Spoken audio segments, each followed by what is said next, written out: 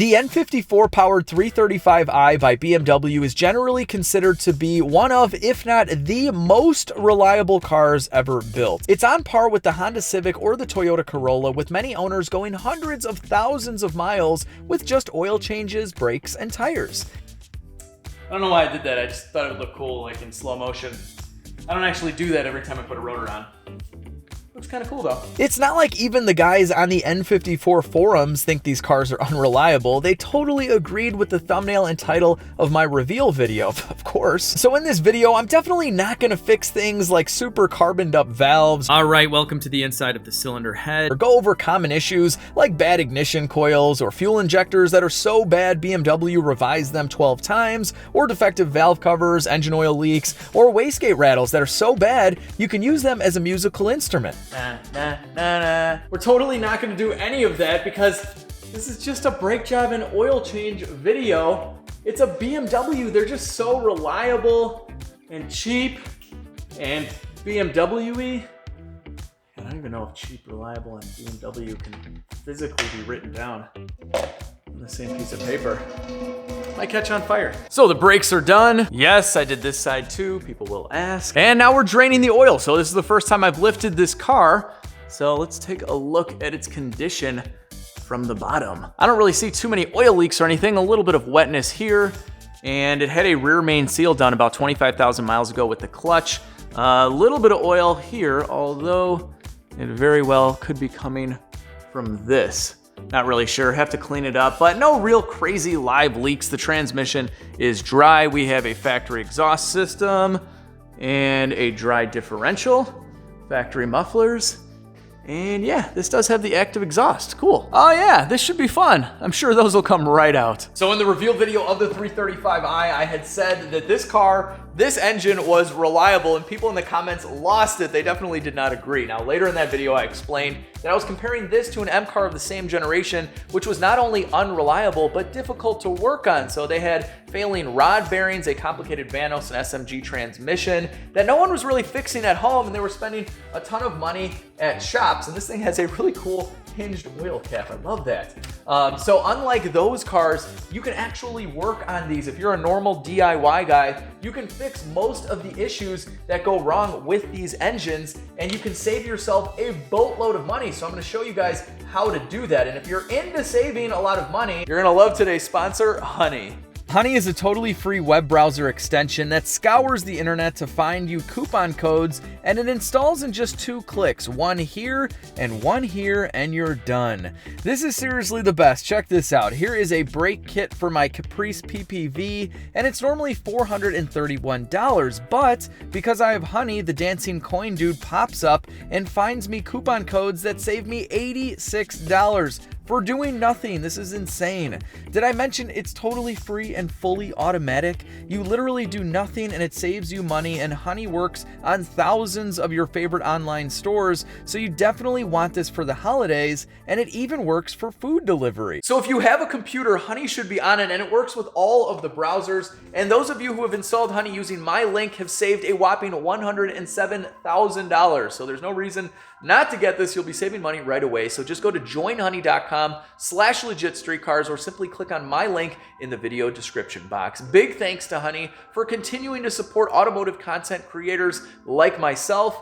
Now let's rip this intake manifold off and see if this engine was maintained at all, because I didn't get any records with the car, and you should get records when you buy an old Euro car, definitely.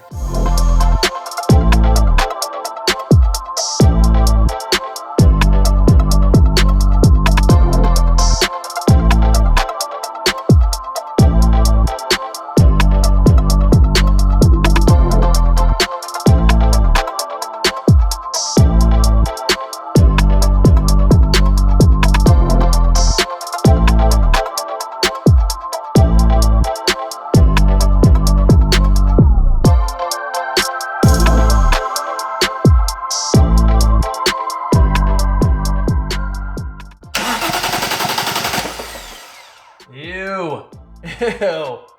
Oh, this is so bad, guys. This is so bad. So we're kicking this off with one of the most common issues with the N54 engine, and this is something you guys can definitely do at home and save yourself a bunch of money. I've seen shops charge anywhere between $500 and $1,000 for this cleaning service. So of course, we're talking about the intake valves. So the N54 was one of the earlier engines that had direct injection. So not necessarily an issue with just this engine. A lot of DI engines had carboned up intake valves, and that's just due to the inherent design of the fuel system. So with normal port fuel injection, your injector is spraying fuel over the intake valve and it's cleaning it. In this case, it's directly injected into the cylinder, so you don't get that cleaning effect on the valves, and this turns into a maintenance item. So you want to clean your valves probably every 50,000 miles or so. But what you just saw me do, take the intake manifold off, it took like 8 minutes, not even like 10 minutes. It's so easy, guys. I'd tell you if it was difficult. Here, I'll tell you one that's really hard, okay? This is probably one of the only ones. The turbos on these cars, they fail. Not always, but some guys get a couple 100,000 miles out of them. But when they do fail, that's a big job. You're dropping the subframe, and it's a big job you probably want to bring to a shop. But pretty much everything else I'm going to show you, you can do at home, and those are the more common issues. So anyway, let's take a look at how bad these intake valves are. And I did not get any service history from the previous owner. He said that he didn't have these cleaned, and he had the car for like 7 years or something. So I can tell you right now, they look pretty nasty, but let's zoom in for you. Okay, so you can kind of get a good idea of what's going on in here. It's pretty nasty, lots of carbon buildup, but I can do a lot better for you guys. I really want to show you guys this up close, so let's get the borescope. All right, welcome to the inside of the cylinder head, and this is one of the intake valves in question. And take a look at the massive chunk of carbon. As you can imagine, this is definitely restricting airflow. It can cause poor gas mileage, a rough idle. So not good at all. Let's take a look at another one. As we go in, you can get a good look at the carbon buildup on the intake port of the head, and it all just builds up on the valve, and if this gets bad enough, pieces can get sucked in and cause sealing issues. If you add port injection on top of the direct injection, which some N54 guys do when they really go crazy with horsepower, you definitely want to clean this first, or you'll be breaking little pieces off into the cylinder, and you could cause some serious damage. So these are pretty bad. I've seen worse, but you want these to be perfectly shiny and clean. So let me show you how we're gonna do that. There are a few ways you can clean intake valves. A little bit of elbow grease and some wire brushes would do the trick. You can do it chemically as well, or you can use an abrasive blaster. So I picked this up off of Amazon. I'll put a link down below for you guys. It was pretty cheap. And you need crushed walnut shells. So I got these from FCP Euro, and then I bought the specific N54 cylinder head adapter, also from FCP Euro, who, by the way, they're having some really good sales this month. The entire month is like a Cyber Monday, Black Friday type of deal situation. So I'll leave a link for FCP Euro down below as well. But I got this from FCP Euro. It's a BMW tool, specific tool. And then this right here, this little tube will go into here, and we're gonna fill up our tank with the crushed walnut shells. We're gonna hook up some shop air to that. And then this end goes to our shop vac. So while we are spraying the crushed walnut shells on all of the carbon deposits, the vacuum cleaner will be sucking it up at the same time. Now, just about the most important part of this job is that you're not blasting crushed walnut shells inside of your engine. That would be catastrophic. So what you have to do this with both valves in the closed position. Now, luckily, with the N54, we have our starter right there, super accessible. So all you need to do is get one of these little starter bump switches. You can try and rig that up if you want with some wiring, but these are really nice and inexpensive.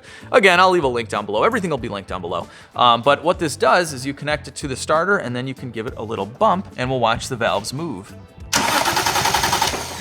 So you can see them going up and down. So we want to be absolutely sure that they are closed. If you have any doubt at all, do not do this, but it's gonna be very obvious. So let me show you an up close of an open valve so you know. Okay, do you see in there? You can see a little bit of a gap where the valve is not seated. So that is open. And then right next door, we have a valve that is closed. So just make sure that both of them are fully closed before you proceed. From there, you want to cover up the other intake ports. Don't skimp on this. I actually have rags jammed in each port and then one sitting over it, so you can use tape, take the studs out, whatever you got to do to block those up. But right now, we're ready to go with this first one, and this tool is machined perfectly for this cylinder head. It is an actual BMW tool, so this is what they would use at the dealer, and it just fits right in there. So you can see it right there. Slides right in. And then this end has a little bit of an angle, so you can kind of move this around as you're spraying, so you're making sure to get all of the carbon deposits. So this is just gonna go right inside of here. Fill up our tank. Don't spill everywhere like I'm about to do. Don't be lazy, people. Get a funnel. All right, so from there, we're turning the vacuum on and we're blasting away.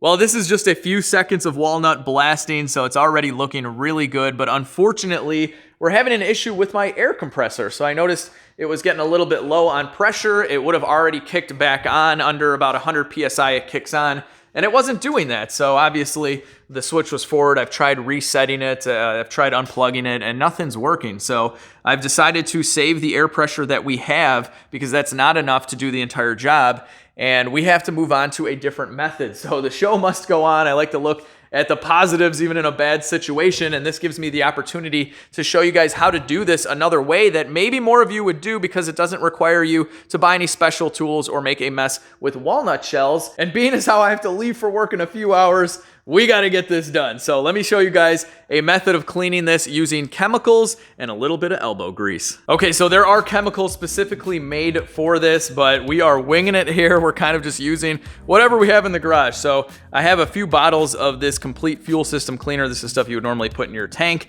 We have carbon choke cleaner, we have brake cleaner, and we have a bunch of brushes and pick tools. And we're just gonna go ahead and do this manually. So everything stays the same as far as the valves go. You wanna keep those closed for sure. And we're just gonna pour a little bit of this in there and we're gonna let it sit on the valves and kind of just dissolve away the carbon. And I'll go ahead and start picking away at it right now. This is actually a kit that I bought to clean up the seats for diesel fuel injectors, but it pretty much works for cleaning anything really well. And there's so many different sizes you can really get in here.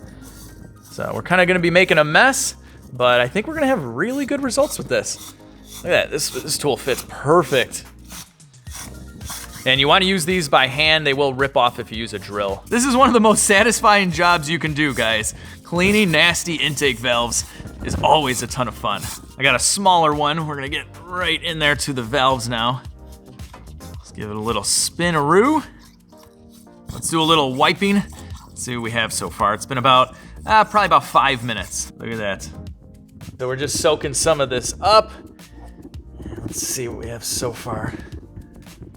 Oh yeah, it's looking good, it's looking good. I'm gonna go get a little sucker and we'll suck out all the fluid and see what we have. All I have is the 90 PSI left in the tank, so I have to use this very, very sparingly. And then also I have the blowgun tool at the end just to get everything out of there, but I have to be very mindful that I only have, I don't know, maybe a couple minutes of air pressure, especially with that guy. All right, so it's looking 10 times better. I know it's tough to see, but we do have the carbon buildup around the valves, and it is definitely pretty gummy right now.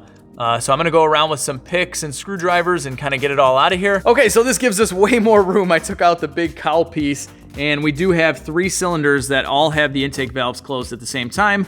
So we have some of the fuel injection cleaner soaking in those right now. And I never thought I'd use this on a BMW or in this fashion at all, but any of my Mercedes guys out there, you might remember the old instrument cluster panel removing tool, and that actually works really well. It works really well to get around the back side of the valves and get some of that gunk out of there. So anyway, get yourself one of these guys if you can still find one. Look at that, a 140 chassis part number. All right, suck it out. That's it. That's it. Spare the air, spare the air. And a little blowout, just a little. That's good. All right, guys, take a look. Take a look. Looking pretty. Look at those valves. Nice and clean. No more gunk, no more carbon. The runner is beautiful. It's like brand spanking new. So this is exactly what you want to see. And if you are using the Walnut blaster, it'll actually make these look really, really shiny. But to be honest with you, these are just as clean as that. There is no carbon on there at all. They just kind of have their natural tint to them. I mean, unless you're into valves like this, that's cool too, right? This wastegate rattle is so bad you can play music with it. It might get flagged for copyright infringement. It's a pretty good impression. It's missing a clip. That's why it's rattling. There's a C-clip that clips on there and holds it tight, and it's just gone. Gotta fix that. While the carbon on the other valves are soaking it up, let's go over some notorious problems, most of which you guys can all do at home. So the only exception here are the turbos. Big pain in the butt to do the turbos, and also the wastegate issue. So if they're rattling, you can adjust a rod on that back one. It's not the end of the world. This one's a little bit more difficult. And when we get to the downpipes and maybe turbos on this, I'll show you guys that. But those are the only two kind of really hard ones. Everything else that does go bad on this engine is pretty easy. So first off, we have a valve cover. They updated the part number on this valve cover possibly more than once, but these can crack, they can leak, they have PCV issues. I think this is the original, so I'm gonna put a new one on there in the next video so we don't have any issues. And then the ignition coils. So ignition coils go bad on a lot of cars, but from what I understand, they go bad much more frequently on these. So FCP Euro actually has a kit that just gives you all the coils and all the plugs. You just do them all at once and call it a day. It's like a couple $100. It's not that bad. So I'm curious to see if these coils are original. Probably not, but let's take a look. All right, and let's see here. Let me know in the comments, guys, with this part number. Bosch, made in Slovenia. It actually kind of looks a little newer, so probably has been replaced already. And let's pull this plug out and see what we have there. All right, let's take a look. Wow, these actually look really nice. These were probably replaced with the coils. They look to be in excellent condition, probably really new. So that's good. Looks like we have new plugs, probably some new coils, and maybe that's why this thing runs so good. These fuel injectors were so bad that BMW made 12 revisions to them, so we have to check and see what number I have. If I have the first version out of 12, we may want to swap those out before we push some big power. All right, so with the coil out, we can zoom in. And yeah, see that 01? That means we have the first generation fuel injectors. Those are Index 1, made in Italy. All right. So they came out with Index 1, 2, 3, all the way up to 12. So 12 is the current most updated fuel injector. And from what I read on the forums, 1 and 12 were the best, the most robust, and everything in between had issues. Not sure if that's true, but being as how these are original, and I do plan on pushing a lot more power than stock, my buddy OJ at Fluid Motor Union, who's a BMW aficionado, says I should definitely get some Index 12s in here. Oh, and check it out, you need a special socket to get the plugs out. So you can't use a normal spark plug socket on these, kind of weird. Something else that's a pretty easy fix are the boost solenoids. There's one here and one here, and that controls the vacuum going to the wastegates, and those can leak. They can become kind of lazy. So if you're having performance issues and you've already smoke tested and vacuum tested, you know you don't have any leaks, it very well could be the boost solenoids.